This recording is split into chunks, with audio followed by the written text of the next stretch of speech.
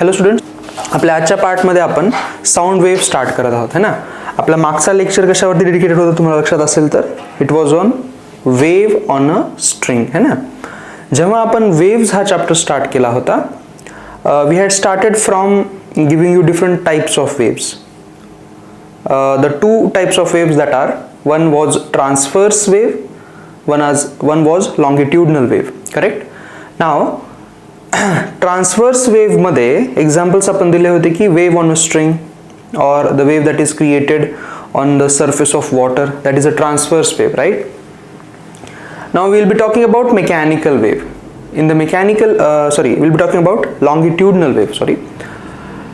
longitudinal wave काय असते, ज्याच्यामध्ये जो डिस्टर्बन्स असतो तो डिस्टर्बन्स वेव्हच्या प्रॉपगेशनच्याच डायरेक्शनमध्ये जात असतो. सी ट्रान्सव्हर्स वेव्हमध्ये काय होत होतं, the disturbance was perpendicular to the propagation, correct. So there was a 90 degree angle between the disturbance, that is the displacement of the particles, and the direction in which the wave is going. In longitudinal wave the disturbance is also in this direction and the wave will also go in the same direction, so they will be in the same direction है ना. त्याला म्हणायचं longitudinal wave. Now the types of waves we are covering in this chapter, both are mechanical wave. Mechanical wave म्हणजे काय, अशा waves ज्यांना medium ची गरज असते for propagation. Non mechanical wave म्हणजे ज्यांना मीडियम ची गरज नसते. Those are light waves. That will be our third chapter. Okay, wave optics. या वेव्ह या चॅप्टर मध्ये आपण वेव्ह ऑन अ स्ट्रिंग पाहिला. आता आपण साऊंड वेव्ह पाहणार आहोत. Wave on a string was transverse. Sound wave जी आपण पाहणार आहोत ती आहे लॉन्गिट्युडनल वेव्ह. सो लॉन्गिट्युडनल वेव्हला परत एकदा मी सांगतोय, the disturbance created in the particles is in the same direction as the propagation of the wave है ना. त्याचं एक खूप बेसिक एक्झाम्पल मी तुम्हाला सांगितलं होतं की जर तुम्ही एखादी स्प्रिंग घेतलात, if you take a spring है ना, एक स्प्रिंग तुम्ही घेतलेली आहे बघा, मी तुम्हाला दाखवतो है ना. लेट सपोज की if you take a spring, तुम्ही त्याचं एक एंड इथं असं अटॅच करा है ना, आणि ही स्प्रिंग तुमची अशी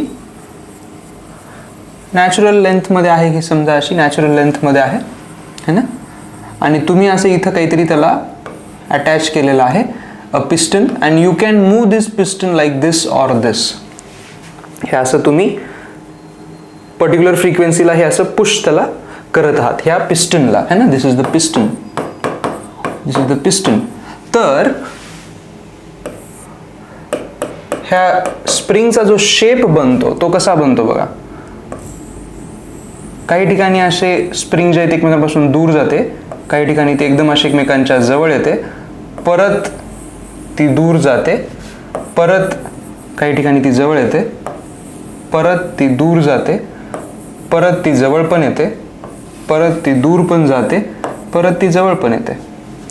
so do you see this, जिथं स्प्रिंगचे पार्टिकल्स एकमेकाच्या जवळ आलेले आहेत, म्हणजे हा रिजन असेल किंवा हा रिजन असेल किंवा हा रिजन असेल है ना, या रिजन्सला म्हणतात compression. These regions are called compression. ह्याला म्हणतात कंप्रेशन. कंप्रेशन रिजन्स ह्याला म्हणतात.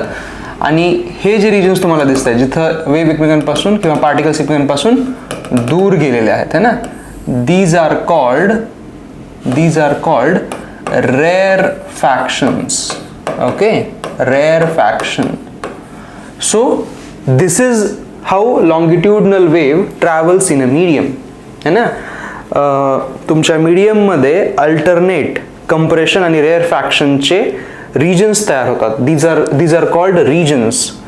compression region, compression region, compression region. This is also compression region. This is a rarefaction region, and a rarefaction region. So how can we explain these regions in terms of density of the material है ना. जेव्हा तुम्ही काहीही wave नव्हती पाठवली बघा, सगळीकडं density same आहे स्प्रिंगची ऑलमोस्ट है ना, ऑलमोस्ट सेमच आहे. But Wien you send a wave, this is a travelling wave in the spring. तर जिथं कंप्रेशन्स बनलेले आहेत, कंप्रेशन्स जिथं बनलेले आहेत, here you can see that the density of the material has increased. तिथं जास्त मॉलिक्यूल त्या रिजनमध्ये आलेले आहेत, जास्त मॉलिक्यूल या रिजनमध्ये आलेले आहेत. सिमिलरली जे रेअर फॅक्शन्स बनतात तिथं नॉर्मलपेक्षा पण आता कमी डेन्सिटी झालेली आहे. सी नॉर्मल म्हणजे हे होतं, this was normal density, this was normal density. तिथं बघा गर्दी कमी आहे. या रिजन्समध्ये किंवा या रिजन्समध्ये किंवा या रिजनमध्ये किंवा या रिजनमध्ये if you see the density is lower than the normal, म्हणून त्याला म्हणायचं rare faction. whereas in these regions the density is greater compared to the normal spring, म्हणून ह्याला म्हणायचं compression region. ठीक आहे. सो जर एखाद्या मीडियम मध्ये लॉंगिट्युडनल वेव्ह जर जाणार असेल, it will create compression and rarefaction regions. this is called regions. Okay. तर आपली जी पहिली डायग्राम होती है ना, पहिली डायग्राम जी होती ती पण याच्याशीच रिलेटेड आहे बघा, ही वाली. ही आहे sound wave in air. Air मध्ये जेव्हा साऊंड वेव्ह आपण पाठवतो है ना, sound wave in the sense जेव्हा मी बोलतोय तेव्हा जी साऊंड वेव्ह असू शकते. पण ही जी डायग्राम इथे दिसते तुम्हाला, ह्याच्यामध्ये काय केलेलं आहे बघा, ही एक ट्यूब आहे, ही एक एअर ट्यूब आहे है ना. सो एवढंच एअर मटेरियल तुम्ही इमॅजिन करा, ही एअर मॉलिक्युल्स आहेत हे मध्ये, आणि आपण इथं एखादा सोर्स ठेवलेला आहे. आता हा सोर्स काय असू शकतो, तुम्ही तुमचा नॉर्मल मोबाईल घ्या आणि त्या मोबाईलवरती फ्रिक्वेन्सी जनरेटर नावाचं एक ॲप मिळतं, त्याच्यामधून एक पर्टिक्युलर फ्रिक्वेन्सी तुम्हाला जनरेट करता येते. सो ती फ्रिक्वेन्सी जनरेट करून त्याचा स्पीकर तुम्ही इथं लावू शकतात है ना. हे असं घेतला मोबाईल आणि याचा स्पीकर जो आहे तो असं आपण इथं लावू शकतो है ना. त्याने काय होईल, ह्याच्यामध्ये वेव्ह जी आहे ती ट्रॅव्हल करते, आणि जी वेव्ह ट्रॅव्हल करते त्याच्यामध्ये अशाच पद्धतीचे कंप्रेशन आणि एक्सपान्शन, एक्सपान्शन म्हणजे रेअर फॅक्शन रिजन्स बनतात है ना. Compression and rarefaction regions इथं बनतात. तर बघा हे जे कंप्रेशन रिजन्स आहेत बघा कसे बनलेले आहेत. हे बघा, हे एक कंप्रेशन रिजन आहे, हा एक कंप्रेशन आहे, हा एक कंप्रेशन आहे, हा एक कंप्रेशन आहे, हा एक आहे आणि हा एक आहे, राईट. आणि त्या दोन कंप्रेशनच्या मध्ये एक्सपान्शन रिजन म्हणजे रेअर फॅक्शन रिजन्स बनले. तर बघा हे हे हे तुम्हाला दिसतं. इथं कंप्रेशन जिथं आहे तिथं जास्त मॉलिक्यूल एकत्र आलेले आहेत है ना, आणि जिथं एक्सपान्शन झालेलं आहे तिथं बघा हे मॉलिक्यूल्स इकडपासून लांब गेलेले आहेत है ना. अशा पद्धतीनं हे वेव्ह पुढे जात आहे, साऊंड वेव्ह. तर आता हे जे एअर मॉलिक्युल्स असतात कंटिन्युअसली असं सध्या करत आहेत. आता मी जेव्हा तुमच्याशी बोलतोय ही साऊंड वेव्ह त्या माईक पर्यंत येते, कॅमेरापर्यंत येते, और तुमच्यापर्यंत येते क्लासरूममध्ये असताना. तर साऊंड वेव्ह जात असताना हे एअर मॉलिक्युल्स अशा पद्धतीनं पुढं मागं पुढं मागं पुढं मागं होत आहेत. देअर मोशन इज लाईक दिस. असं हे अशा पद्धतीनं असं मागं असं असं पुढं मागं करत आहेत. आणि हे पुढं मागं करत असताना अशा पद्धतीचे रेअर फॅक्शन आणि कंप्रेशन रिजन्स कंटिन्युअसली बनत असतात. तुम्ही ज्या डायरेक्शनमध्ये वेव्हचं प्रॉपगेशन पाहत आहात सगळीकडं अशा पद्धतीचे रेअर फॅक्शन आणि कंप्रेशन्स रिजन्स बनतील, फक्त ते दिसत नाहीत. ते पाहण्यासाठी आयदर तुम्हाला स्प्रिंग सारखं काहीतरी मेकॅनिझम क्रिएट करावं लागेल, और तुम्हाला अशा ट्यूबमध्ये अजूनही वेगवेगळ्या गोष्टी असतात त्या करता येतात. थोडंसं पावडर वगैरे टाकता येतं आणि तिथं मग क्रिएट करता येऊ शकतं की तिथं ते रिजन्स बनतात. You can see them, right. नाव दोन कंप्रेशन रिजन जे आहेत बघा इथले, त्या दोन कंप्रेशनच्या रिजन मधली जी लेंथ आहे ती तुमची वेव्ह लेंथ असते. हे खूप महत्वाचं आहे बघा, वेव्ह लेंथ. आपण वेव्ह लेंथ कशी डिफाईन केली ते आठवतं, वेव्ह ऑन अ स्ट्रिंग मध्ये हे अशा पद्धतीनं, राईट, हे अशा पद्धतीनं, हे अशा पद्धतीनं. ह्यालाही तुम्ही अशाच पद्धतीनं म्हणू शकतात, ह्यालाही तुम्ही अशाच पद्धतीनं म्हणू शकतात. ऍक्च्युली काय आहे बघा, ऍक्च्युली काय आहे इथं, हे जे कंप्रेशन आणि रेअर फॅक्शन रिजन्स जे बनलेले आहेत या ट्यूबमध्ये, तर या रिजन्सवरती अजून एक स्पेशल गोष्ट होते. म्हणजे कंप्रेशन झालेलं आहे म्हणजे इथं एअर मॉलिक्यूल जास्त एकत्र आलेले आहेत, वी कॅन सी दॅट. इथं परत एकत्र, इथं लांब गेलेत, राईट. तर प्रेशर वाईज पण आपण ह्याला सांगू शकतो. कॅन यू सी हिअर की हा जो रिजन आहे जिथं जास्त मॉलिक्युल्स एकमेकांच्या जवळ आलेले आहेत तिथं प्रेशर जे आहे ते वाढलेलं असेल असं म्हणता येईल आपल्याला, है ना. आणि जिथं हे आलेले आहेत रेअर फॅक्शन मिळाले तिथं प्रेशर जे आहे ते कमी झालेलं असेल एअरचं, है ना. हे व्हेरिएशन्स खूप कमी असतात बाय द वे. बघा आता या रूममध्ये जर कोणतंच साऊंड नसेल है ना, मी आता शांत बसतो थोडं एक सेकंडसाठी, राईट. जेव्हा मी शांत होतो त्यावेळेला या रूममध्ये जर कोणतीच एअर साऊंड वेव्ह नसेल तर सगळ्या पॉईंट्सला प्रेशर हे सेम असतं.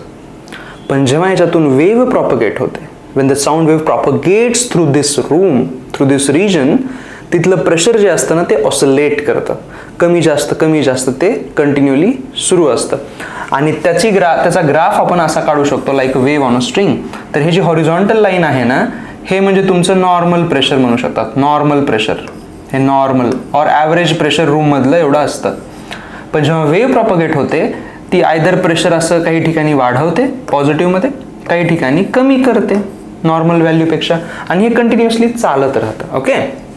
तर आपण काय म्हणलं होतं, या 2 पॉईंट मधला जो गॅप असतो त्याला आपण वेव्ह ऑन स्ट्रिंगमध्ये वेव्ह लेंथ म्हणलेला आहे.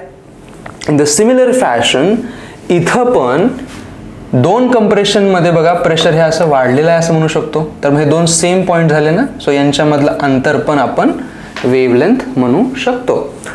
So in the longitudinal wave, wavelength is the separation between 2 consecutive rarefaction regions or 2 consecutive compression regions.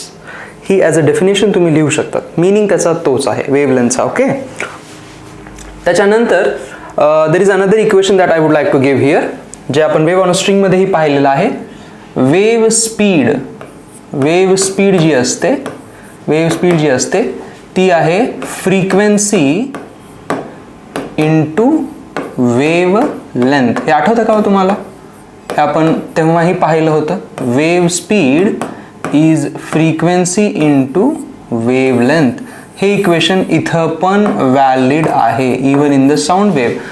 If you remember correctly, आपण जेव्हा वेव्ह ऑन स्ट्रिंगचे क्वेश्चन्स पाहत होतो त्यावेळेला एक क्वेश्चन साऊंड वेव्हचा आलेला, तिथं त्याची स्पीड दिली होती आय थिंक आणि फ्रीक्वेन्सी दिली होती, वेव्ह लेंथ काढायची होती. तर आपण ऑलरेडी हे इक्वेशन साऊंड वेव्हसाठी पण वापरलेलं आहे. आपण फक्त या चॅप्टरमध्ये काय पाहतोय माहिती का साऊंड वेव्हमध्ये, की how is it different from the wave on a string. Everything is almost same as wave on a string, but there are some parts where it is different. आपण फक्त ते नोट डाऊन करून घेणार आहोत. Okay. आता थोडंसं जर आपण पुढं गेलो तर ह्या डायग्राममध्ये काय एक्सप्लेन केलेलं आहे बघा. या ट्यूब मधला हा जो छोटासा रिजन आहे, एवढासा छोटासा रिजन, या छोट्याशा रिजनला त्यांनी बघा इथं असं मॅग्निफाय करून दाखवलेलं आहे. काय करून दाखवलेलं आहे इथं, तर या रिजन मध्ये असणारे जे एअर मॉलिक्युल्स आहेत, हे एअर मॉलिक्युल्स बघा इथं असे दाखवलेले आहेत ना, हे एअर मॉलिक्युल्सची ही पोझिशन होती.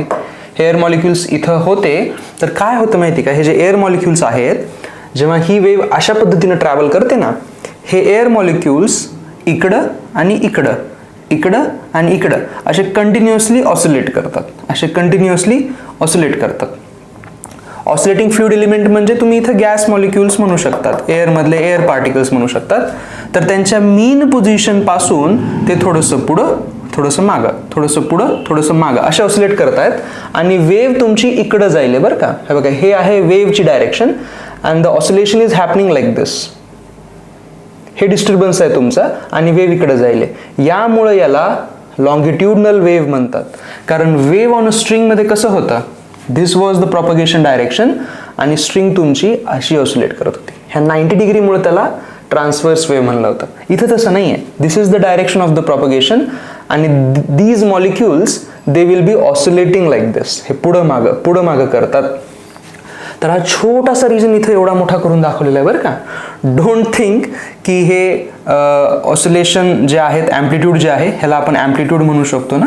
हे मॅक्सिमम ऑसिलेशनचं ॲम्प्लिट्यूड आहे, SM म्हणजे. डोंट थिंक की हे एवढा आहे म्हणजे वेव्हलेंथच्याही पुढं गेलेलं आहे, तसं नाही आहे. हे एवढूसा रिजन इथं मॅग्निफाय करून दाखवलं आहे आणि त्याच्यामध्ये पण ॲम्प्लिट्यूड इतकं छोटंसं आहे. सो हे जे एअर मॉलिक्युल्स आपण असे ऑसिलेट करतो म्हणतोय ना, हे मी फक्त तुम्हाला कळावं म्हणून इतकं जास्त हात हलवतोय. ॲक्च्युली ते जे ऑसिलेशन असतात ना, ते मायक्रोमीटरमध्ये त्याचं ॲम्प्लिट्यूड होतं. So that amplitude is very very very small, but yes they do oscillate. That is important. आणि इवन हे जे प्रेशरबद्दल जे म्हटलं ना आपण, हे प्रेशर जे चेंजेस होतात ते पण जास्त नसतं है ना, it is in like pascals है ना, 10 or 20 पास्कल मध्ये होतं. सध्याचं या रूम मधलं ॲटमॉस्फेरिक प्रेशर आहे 10⁵ पास्कल, 1,00,000 पास्कल हे ॲव्हरेज प्रेशर आहे या रूम मधलं. आणि जेव्हा मी साऊंड वेव्ह क्रिएट करतो, what I am trying to say to you, when I create a sound wave, the pressure in the region oscillates. ते वर खाली होतं. जशी मॉलिक्यूलची ही पोझिशनिंग अशी व्हायली ना पुढं, झिगझॅग झिगझॅग टू अँड फ्रो, अगदी सिमिलर टाइम पिरियडमध्ये प्रेशर पण ऑसिलेट होतं. पण ह्या प्रेशरमध्ये जो होणारा चेंज आहे ना, तोही खूप छोटा आहे. लेट सपोज की दिस इज युअर 1,00,000 पास्कल लेवल. या रूम मधलं जे प्रेशर आहे हे अशा लेवलनी दाखवलं गेलं आहे, दिस इज 1,00,000. तर या 1,00,000 वरती प्रेशर थोडंसं इन्क्रीज होईल. सी, हे जे तुम्हाला दिसतंय प्रेशर इन्क्रीमेंट, थोडंसं इन्क्रीमेंट होतं लाईक 10 पास्कल.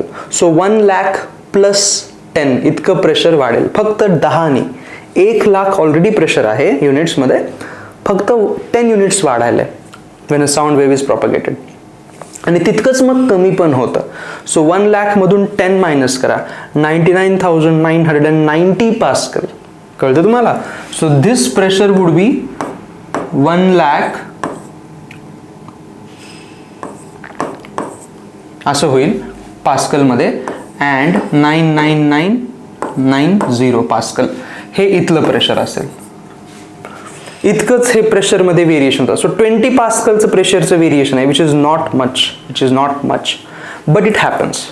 ओके, सो या पूर्ण पार्टमध्ये जो पार्ट मला तुम्हाला परत एकदा रिआयट्रेट करायचा आहे तो असा आहे की when a sound wave propagates through air, it is a longitudinal wave.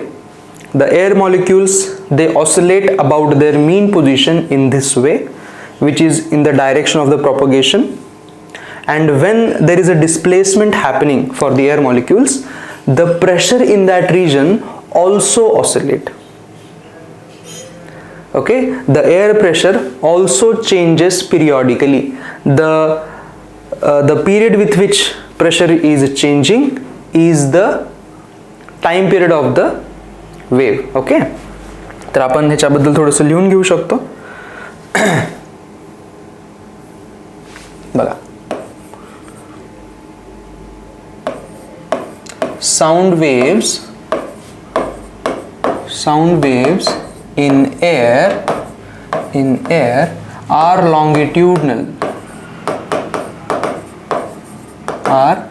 Longitudinal.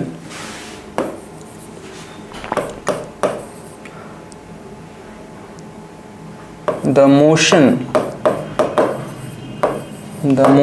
of air molecules about their mean position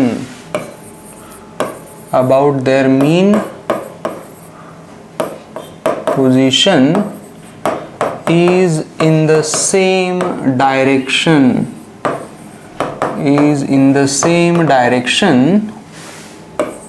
as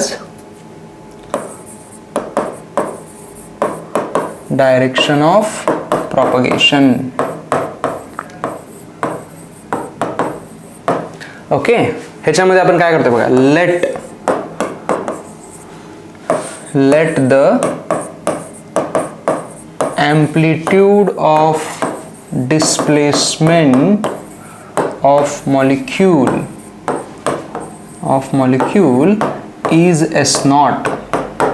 म्हणजे तुमचे जे मॉलिक्युल्स आहेत जे असे डिस्प्लेस होत आहेत अबाउट देअर मीन पोझिशन आहे ना, त्या डायग्राममध्ये त्याला SM म्हटलं होतं, but we are using SO as the amplitude. ठीक आहे, तर त्याचं इक्वेशन काय देईल आपल्याला मग, देअरफॉर वेव्ह इक्वेशन आपल्याला काय देता येईल हे तुम्हाला लिहून घ्यायचं आहे. हे सगळं wave equation is S is equal to S0 sin omega t minus kx.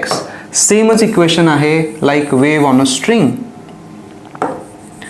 This S0 is your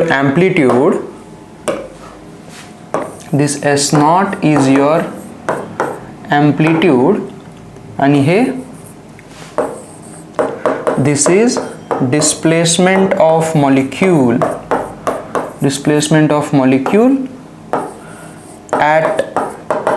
time T and position x.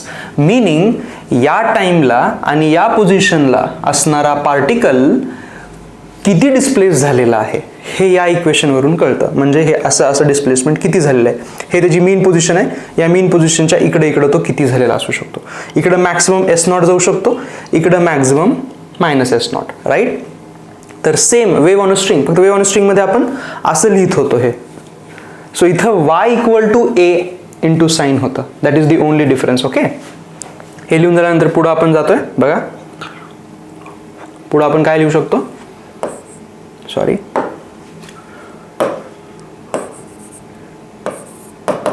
Equation of sound wave in terms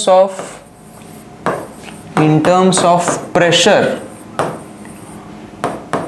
can also be given.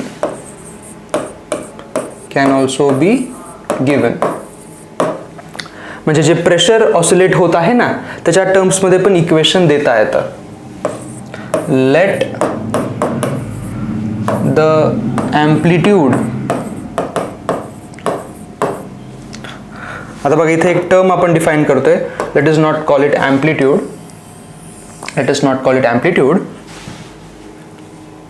आपण I think इथं वर सांगितलेलं आहे की pressure change होतं आहे ना. Pressure change होतं म्हणलेलं आहे का आपण, नाही म्हटलेलं. ठीक आहे, आपण इथं खाली लिहून देऊ, तुम्ही हे लिहून घेऊ शकतात. इन टर्म्स ऑफ प्रेशर म्हटलेलं आहे, आपण इथं लिहूयात. प्रेशर ऑफ एअर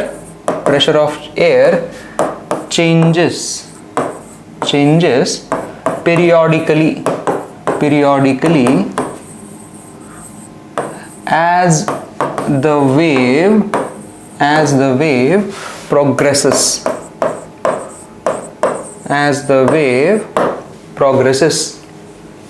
है ना. The change in pressure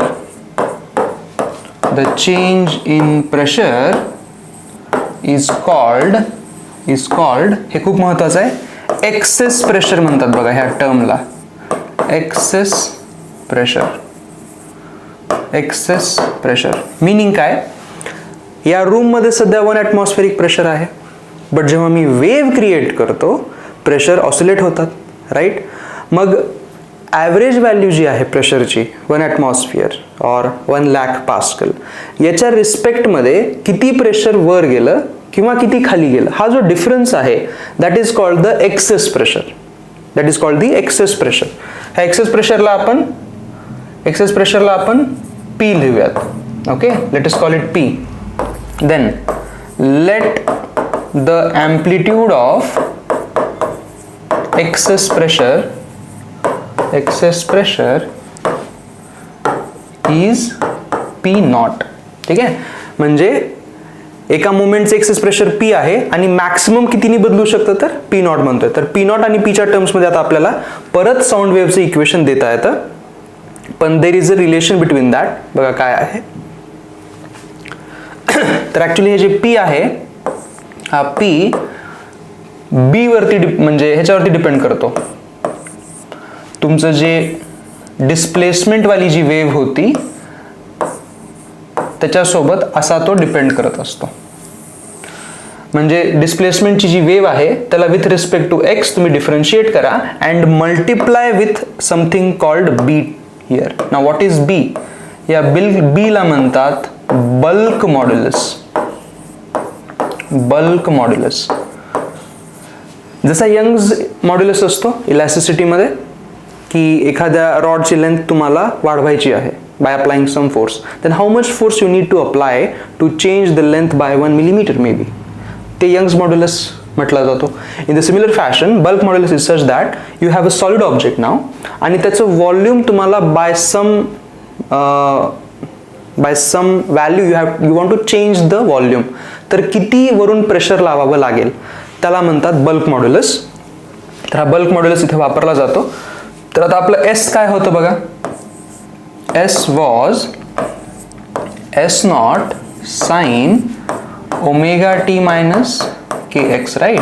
मग ह्याचा आपण ह्याचं जर आपण डिफरन्शिएशन जर केलं तर ते किती येईल, एस नॉट इंटू साईनचं होईल cos omega T minus K X, आणि ह्या ब्रॅकेटचं परत डिफरन्शिएशन केलं तर इथं मायनस के येतो, राईट, के एक्सचं मायनस के. देअरफोर प्रेशरचं इक्वेशन बघा काय येतं आता. प्रेशरचं इक्वेशन काय आहे ते महत्वाचं आहे. प्रेशरचं equation, pressure is equal to ds by dx मध्ये तो लिहिला आपण K S not into cos omega T minus K X, आणि इथं एक बी येतो बघा. तर ही जी टर्म आहे बघा, हे कॉसच्या बाहेर राहिलेली जी काही टर्म असते किंवा साईनच्या बाहेर राहिलेली ह्यालाच आपण ॲम्प्लिट्यूड म्हणतो है ना. सो ॲम्प्लिट्यूडला आपण ऑलरेडी वर पी नॉट म्हणलेलं आहे, एक्सेस प्रेशरचं ॲम्प्लिट्यूड. सो हे तुमचं असं इक्वेशन बनतं साऊंड वेव्हचं. हे दोन इक्वेशन साऊंड वेव्हचेच आहेत, हे पण आणि हे पण, बरं का. ते आहे in terms of displacement of air molecules with respect to mean position. हे आहे excess pressure. This is the excess pressure and this is the amplitude of excess pressure. ठीक आहे, दोघांमध्ये फरक काय आहे. There is one thing that you have to remember about this part है ना. हा जो पार्ट आहे याला आपण पी नॉट म्हटलेला आहे. याच्यावरती एखादा न्यूमेरिकल बनवू शकतो. हा पण एक फॉर्म्युला झाला. एक्सेस प्रेशरचा एम्प्लिट्यूड आहे bulk modulus into K into displacement amplitude. This is one formula that you have to remember. And there is another thing that you have to remember and that is displacement equation sine मध्ये आहे, तर pressure excess pressure equation हे cos मध्ये आहे. एकाच वेव्हला pressure मध्ये लिहिलं तर कॉसची टर्म बनते, डिस्प्लेसमेंट मध्ये लिहिलं तर साइनची टर्म बनते. ह्याचा इफेक्ट काय होतो, याला वर नेतोय मी आणि हे दोन्ही इथं लिहून घेतोय बघा. हे दोन्ही साइड बाय साइड लिहितोय आपण बघा. एसचं इक्वेशन होतं S not sine omega T minus K X, आणि प्रेशरचं इक्वेशन होतं P is equal to P not cos omega T minus K X. तर दोघांचा ग्राफ आपल्याला काढायचा आहे आता. हा महत्वाचा पार्ट आहे बघा. सो इकडे लक्ष द्या पूर्णपणे. साईनचा कर्व कसा असतो, हा असा असतो, हा असा कर्व असतो. Okay, this is S, right, this is S, आणि हे जे तुम्हाला दिसतं हे मॅक्सिमम आहे एस नॉट, राईट. आता ह्याच्याच रिस्पेक्टमध्ये आपण इकडे एक हॉरिझॉन्टल लाईन ओढतोय, हे असं लिहितोय, आणि इफ यू सी हिअर आपण इथं रेफरन्ससाठी लाईन बनवून टाकतोय. रेफरन्ससाठी लाईन बनवतोय बरं का आपण, अजून काहीही नाही. रेफरन्ससाठी आपण लाईन बनवतोय बरं का, इथं अजून काहीही करत नाही आहोत बघा असं. ठीक आहे, तर साइन आणि कॉस बद्दल तुम्हाला एवढं तरी माहीत असेल की जिथं साइन 91 असतो तिथंच कॉस 90 होतो, राईट. आणि जिथं साइन 0 आहे देअर कॉस 0 विल बी 1 है ना. सो जिथं साइनची व्हॅल्यू 0 झालेली आहे बघा, इथं साइनची व्हॅल्यू 0 झालेली आहे, त्याच पॉइंटला कॉस तुमचा, म्हणजे मी इथं प्रेशर बद्दल लिहितोय, तिथे तुमचा कॉस काय असेल, साइन 0 तर कॉस 1 इंटू पी नॉट, म्हणजे ग्राफ तुमचा इथून सुरू होतो. जिथं हे साइन वाली टर्म मॅक्सिमम बनते तिथं ही वाली टर्म 0 बनते. जिथं हे 0 होतो तिथं मग हा इकडं जातो, आणि हे असं कंटिन्यू चालत राहत आहे बघा. हे असं, let me draw the graph first, मग आपण त्याचं डिस्कशन करूयात. हे बघा, हे असा ग्राफ बनतो. What is the meaning of this graph. जिथं डिस्प्लेसमेंट 0 आहे तिथं प्रेशर जास्त झालेलं आहे, आणि जिथं डिस्प्लेसमेंट जास्त आहे तिथं प्रेशरमध्ये काहीच चेंज नाही आहे, प्रेशर 0 आहे. परत बघा, डिस्प्लेसमेंट 0 आहे तिथं प्रेशर मॅक्सिमम बदललेलं आहे नेगेटिव्ह मध्ये, but it has change. Okay, so from this graph what we can say is की जर एस तुमचा मॅक्सिमम बनत असेल कधी कोणत्या पोझिशनला, तर तिथं प्रेशर मात्र 0 होतं, एक्सेस प्रेशर 0 होतं बरं का. एक पूर्ण प्रेशर 0 कधीच नाही होणार, कारण पूर्ण प्रेशर 0 म्हणजे इथं व्हॅक्यूम झाला, तसं नाही होत. एक्सेस प्रेशर 0 म्हणजे तुम्ही 1 ॲटमॉस्फिअरला परत आला, राईट. आणि जिथं डिस्प्लेसमेंट ही 0 होते, डिस्प्लेसमेंट 0 होते, तिथं एक्सेस प्रेशर मात्र मॅक्सिमम होतं. It could be positive or negative, but maximum. हे एक थिअरी पार्ट बनू शकतो तुमच्यासाठी, खूप चांगला क्वेश्चन इथं बनू शकतो. ओके, पुढे चलूयात आपण थोडंसं.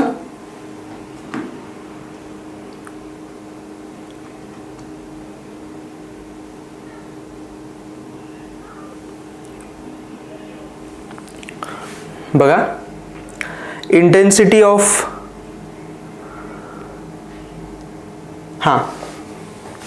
इंटेन्सिटी ऑफ साऊंड वेव्ह एक पार्ट घेऊयात आपण, मग थांबूयात आजसाठी. इंटेन्सिटी ऑफ साऊंड वेव्ह है ना, इंटेन्सिटी ऑफ साऊंड वेव्ह. तर इंटेन्सिटीला कसं डिफाइन केलं जातं? As we all know, intensity is nothing but pressure per unit area, pressure per unit area है ना. अशा पद्धतीने आपली ही इंटेन्सिटी डिस्क्राइब केलेली असते. आपण वेव्ह ऑन स्ट्रिंग मध्ये पण हे पाहिलेलं आहे, right. That intensity is pressure per unit area. Pressure, sorry, not pressure, I am really sorry, not pressure, it is power per unit area. Okay, not pressure, it should be power per unit area है ना, power per unit area. आपण wave on string साठी पण केलेलं आहे.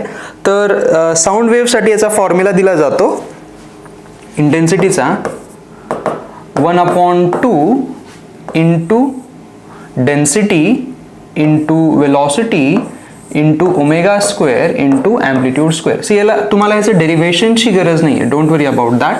You just have to remember the formula. ठीक आहे. आणि खास करून या फॉर्म्युलामध्ये तुम्हाला काय लक्षात ठेवायचं आहे, आता ही डेन्सिटी कोणाची आहे, तर त्या मटेरियलची डेन्सिटी तुम्ही म्हणू शकतात है ना. This is the material density, this is the wave speed, this is the wave speed. हा ओमेगा काय आहे? Angular frequency. This is angular frequency.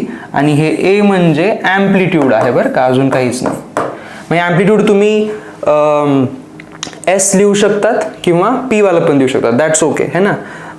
Generally sound वेव्हच्या इंटेन्सिटीवरती क्वेश्चन दिलेले नाही आहेत, पण मी हा फॉर्म्युला का देतोय तुम्हाला है ना, if the questions are not asked, it is just to tell you that the intensity is proportional to omega square and amplitude square. If you remember, wave on a स्ट्रिंगसाठी हे इक्वेशन दिलेलं होतं आणि यावरती क्वेश्चन पण पाहिले होते आपण, की दोन वेव्ह क्रिएट केलेले आहेत स्ट्रिंगवरती, त्यांचे ओमेगा दिले होते, अँप्लिट्यूड दिले होते, and the question was to find out the ratio of the intensities. Correct. तर अशा टाईपचा प्रश्न आपण केलेला आहे. तशाच टाईपचा प्रश्न साऊंड वेव्हमध्ये पण बनवू शकतो. म्हणून आपण फक्त हे तुम्हाला देतोय, हे महत्त्वाचं नाही आहे जास्त, फक्त हे लक्षात ठेवा that the intensity is proportional to omega square into amplitude square. ठीक आहे. चालेल. तर आपला जो पुढचा लेक्चर असेल त्याच्यामध्ये आपण, हे फक्त इंट्रोडक्शन झालं साऊंड वेव्हचं, आपल्या पुढच्या लेक्चरमध्ये आपण साऊंड वेव्हच्या वेलॉसिटी बद्दल पाहणार आहोत, की when sound wave travels in air त्याची स्पीड किती असते है ना, आपण ते पाहणार आहोत. मोस्टली आपल्याला त्यामध्ये फोकस करायचा आहे साऊंड वेव्ह ऑन गॅस, पण आपण फ्लुइड आणि सॉलिड ह्याच्यासाठी पण देणार आहोत, बट गॅसवाला जो पार्ट असेल ना तो जास्त महत्त्वाचा असेल. ठीक आहे.